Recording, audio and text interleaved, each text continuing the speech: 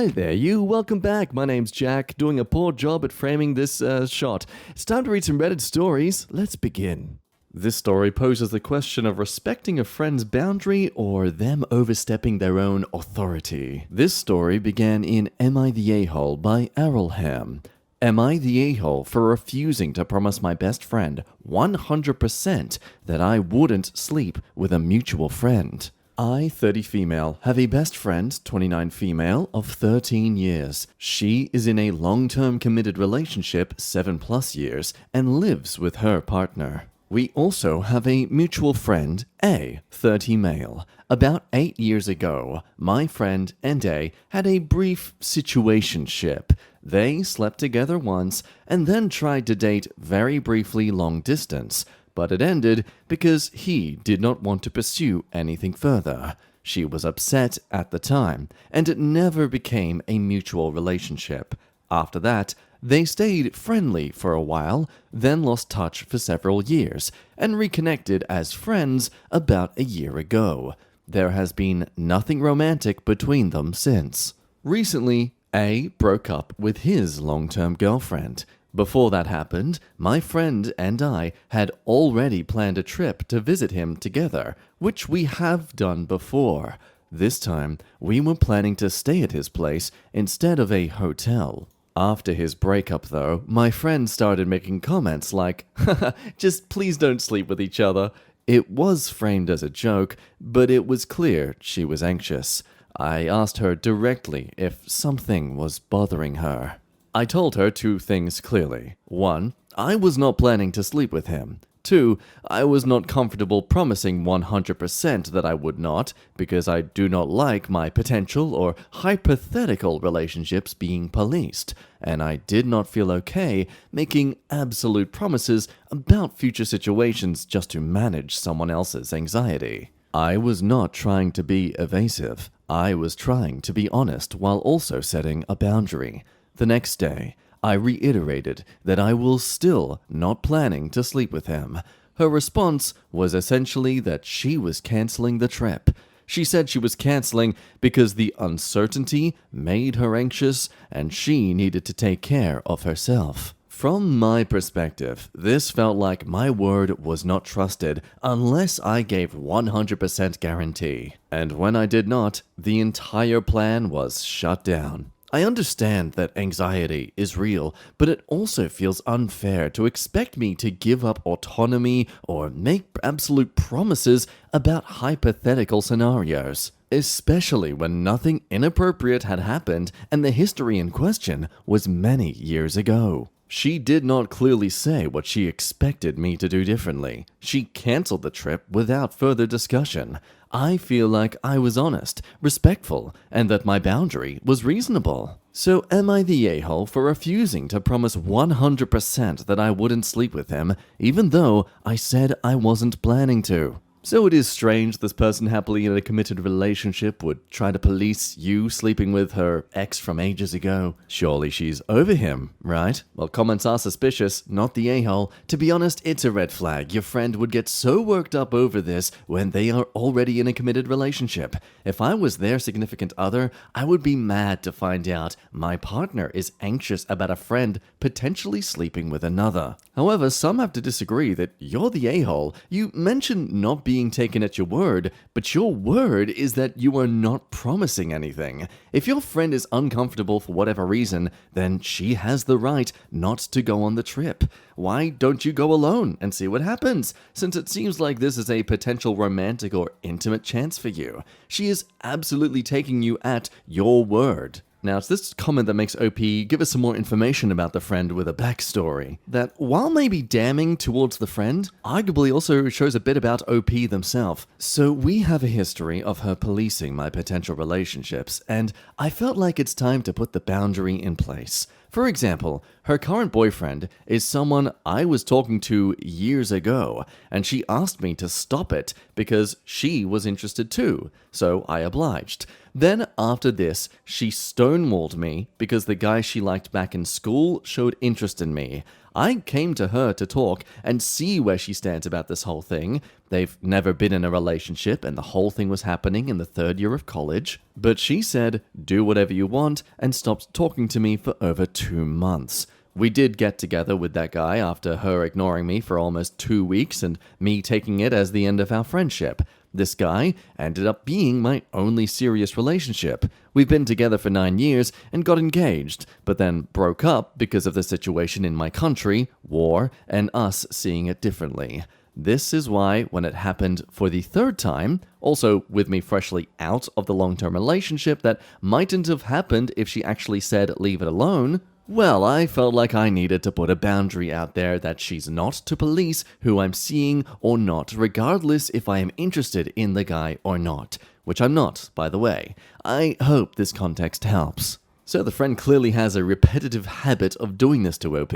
But it also seems evident that OP consistently seems to talk to the same people she's clearly interested in, to the point naturally she's gonna say, hey, can, I get a chance, please? But with all these other inquiries, OP decides to just make a blanket edit update of sorts to explain these things. A few clarifications that seem important for understanding my response. 1. This was not limited to a specific trip. My friend told me she did not want me to hook up with Aaron at all, not now and not in the future. She also said she would be uncomfortable with me having any kind of romantic relationship with him, not just hooking up. Many people asked why I couldn't say, oh, just sure, no problem, I won't do it. The reason is that this was not framed as a one-time reassurance about this trip, but as a blanket expectation about my relationships going forward. I was being asked to promise that I would not pursue anything with Aaron at all, indefinitely. So my response that I'm not planning to, but I'm not comfortable with my relationships being policed, was intentional. There is prior context where my friend has tried to restrict my relationships based on her feelings, even when nothing was actively happening, which is why agreeing to a blanket response felt important to push back on. OP then going into the story that we already read in that previous comment. 3. My friend's partner is aware that she and Aaron had a brief situation many years ago. He is under the impression that this is long over and not an issue. Because of that, he has been okay with her staying in touch with Aaron and with us traveling to his city. These visits have never involved the two of them alone. Every time she visited Aaron, I was also there, except for one occasion when his girlfriend was present the entire time. There has been no one-on-one time between them since they reconnected. This is why the request for a 100% promise felt like an escalation rather than a simple assurance. Now, despite this, reassurance from OP still had quite a few yatars. Though, more specifically, not about OP refusing to promise, but for being upset about the consequences of her own actions. That you set a boundary and your friend respected that. Her deciding not to go is just her setting her own boundary as a consequence of yours. Now it's your turn to respect that. Now, to summarize some other thoughts from OP that were just in different little parts of the comment chain. Why even be open to the idea of Aaron? Well, it's because he recently broke up, and so was she in this phase of I just want to have some casual fun with someone, and hey, if he presents the opportunity to do so, why not? Another random comment confronts OP about this whole stonewalling issue that she was a victim of. You were dating her high school crush, which you did not discuss beforehand and which led to a 2-month break. It doesn't sound like a very considerate friend to me. But OP makes a distinct clarification about this situation. Her crush from all the way back in 8th grade, while on the 3rd year of uni now, and I did proactively come to her after he showed interest in me and I noticed she might have a problem with it. I asked her to talk to me and went as far as promising I won't date him if she tells me to. But she was upset about the fact he liked me overall and said do whatever you want, which was followed by weeks of silence. So yeah, it's less of a I spoke and flirted with him behind her back and when we started dating I checked in with her and then she stonewalled me, and more like I checked in with her before I would pursue this and she then stonewalled me. Well, with all this drama accumulating from a 30-year-old, we come to an update that was a day later. Things get resolved, but also more questions begin to pop up too. We talked again. She said she panicked because she interpreted our previous conversation as me preparing the ground to hook up with him, and reacted to that fear rather than anything that had actually happened. She framed it as a misunderstanding. But what's important for context is that by that point, I had already said multiple times that I am not planning to sleep with him. I reiterated this again very clearly during this conversation. Nothing has happened, I'm not being sneaky, and this was never something I was actively pursuing. After that, the trip was back on. That said, I'm still feeling pretty uncomfortable about how this played out. Not because I want him, but because I don't understand why I had to repeatedly convince someone that nothing will ever happen when there were no concrete grounds to suspect that it would, other than the fact that we are both single now. I am also still not okay with my relationships being policed in principle. This is not about this specific person. It is about the expectation that I should provide guarantees or reassurances indefinitely to manage someone else's anxiety, which I do not think is normal or healthy between adults. We agreed to put the broader conversation about boundaries and control on hold for now and deal with it later. The trip is back on. Now, because many people asked, I am not planning to go to her partner about this at this point. Nothing concrete has happened, and while I have my own thoughts about why she reacted the way she did, these are still subjective interpretations. I do not think it is my place to escalate things or put ideas in his head when no clear lines have been crossed. My plan is to see how things actually play out this weekend and then, afterward, have an honest conversation with her as a friend about why this situation affected her so strongly, especially given that their history was 8 years ago and she is in a committed relationship now. Wish us all luck. I will update everyone after the weekend. And well, skipping ahead to 11 days later, OP gives us an update on what went down. Final update, the weekend ended up going really well. Nothing happened between me and A. There were no weird vibes, no tension, and honestly, everything felt very normal and relaxed. I also didn't sense any lingering or inappropriate energy from my friends toward him during the trip. After we got back, my friend and I talked again. She clarified that she would probably be okay if we were ever aiming at something serious, but what she was afraid of was us sleeping together casually and then creating awkwardness or damaging the group dynamic. I still feel like this was a bit of backtracking compared to how things were framed before the weekend, but at this point, I'm choosing not to dig further into that. In the end, I actually got what I needed from the situation. While we are both going through breakups, it isn't just about that. I realized we're quite similar as people, and talking to him felt easy and natural. It made me see that there's potential for a genuine friendship there over time. As a bonus, he helped me set up a Tinder profile, and I already have a few dates lined up, so that part worked out pretty well. One surprising detail, though, was that my friend's boyfriend was aware of this whole situation and fully on her side, which honestly confused me a bit. I still have questions about that dynamic, but I'm not planning to get into it further. Sorry for the less than underwhelming update, and my apologies to everyone who was rooting for me to sleep with him. And disappointed comments were... Not gonna lie, I was waiting for the update to say, I banged Aaron like a screen door in a hurricane. But yeah, how do you feel about this friend's response? Some comments were not at all buying it. That there's some other reason she doesn't want the two of them to hook up. And a lot of support says that OP's friend is a spoiled child that wants all the toys to herself, even when she is done playing with them, and specifically OP. She cannot stand knowing any of the guys might prefer OP to herself, so she takes away that possibility by not allowing OP to date or sleep with any of those guys in the first place. I don't really get why the boyfriend is okay with the friend's controlling behavior, but I'm guessing he doesn't know the full extent of how obsessed she is in dictating who OP is or isn't allowed to see, even on a hypothetical level. But yeah, friend sounds like she has a roster of backups ready in case her relationship ends and doesn't want OP to nuke any of them. But hey gang, I'll be honest, I think these are ludicrous theories. I was preparing a rant of my own, but this comment honestly nails everything I was trying to think of. As this situation reminds them of their very early 20s and watching this play out with their few friends, here's my take. This is 100% a self-esteem issue for the friend, 29 female. She's seen herself as low-key competing with her friend, OP, for men's attention and being found that she's lacking. It's happened at least twice, and in her mind, potentially even a third time. 1. Her unrequited 8th grade crush who then liked her friend instead of her. 2. Aaron, who liked her enough to be a friend with benefits, but not enough to actually date her, and she sees as potentially wanting to hook up with her friend now.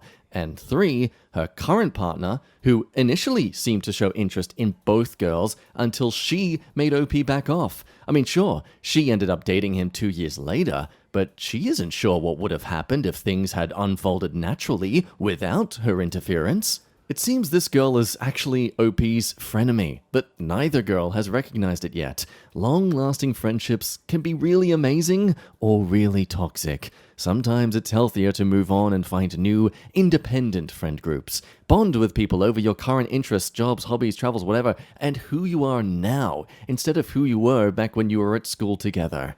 Yeah, this is honestly where I think this friend is coming from. It's seriously not a, but I want him sort of vibe. She's purely behaving on a principle of just, I'm sick and tired of being reminded just how much I am the unattractive one between us. Obviously, no, you shouldn't compete with your friends or compare your beauty with your friends, etc. Everyone has their own subjective tastes, blah blah blah. But if you keep experiencing this sort of thing happen again and again between you and your friend, can you really blame OP's friend here for behaving and reacting like this? Despite that, end of the day, go seek therapy, woman, and I guess if this is a real big issue, stop having attractive friends. Just go find someone ugly on Bumble's friend finder version of the app, and yeah, that'll be a ticket to happiness, I suppose. With all that said, I think it's time we move on to our next story. Now, is this man a total a-hole or is she completely jumping the gun? I'm 29 female, my boyfriend 32 male, shaved his face, so I cut my hair. Not looking for advice, but need somewhere to rant. I'm 24 weeks pregnant, so I know hormones can sometimes cause overreacting and heightened emotions, but I feel disrespected. We got into a bit of a tiff over some dumb stuff the last couple of days. I've been feeling like I have to be this rock for everyone and have to keep my stuff together despite also being stressed out and anxious. I can't show it though, especially around my 7-year-old son. Well, I get home from work and kind of talk to the boyfriend and then he goes to shower. He's always had facial hair and he's joked about shaving it all off. I've told him that I will not like it. He's always had it, and I think he looks good with it.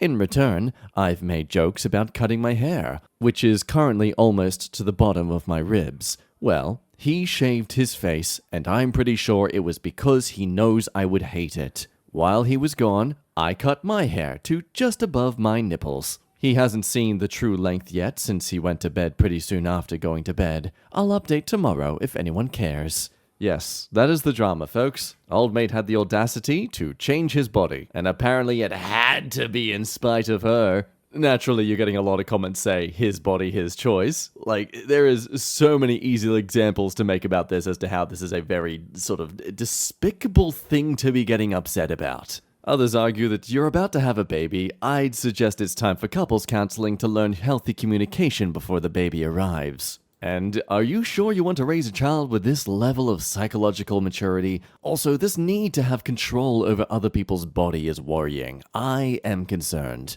Now, I get if it's implying that he's doing this as a way to tease her. He's joked about doing it for a while now. But maybe it's the way OP wrote things. I just expect her to record down more of the interaction she had with him after he did it. Did he go right up to OP?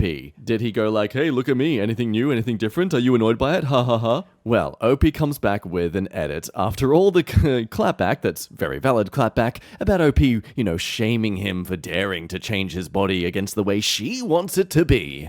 I am very aware that he can do what he wants with his own hair. That isn't really what it is about for me. I'm not some monster trying to control what he does. I still find him attractive. It was very jarring at first. It's not something he's talked about doing for ages or whatever. It's been joked about maybe 5 times in the last 2 years.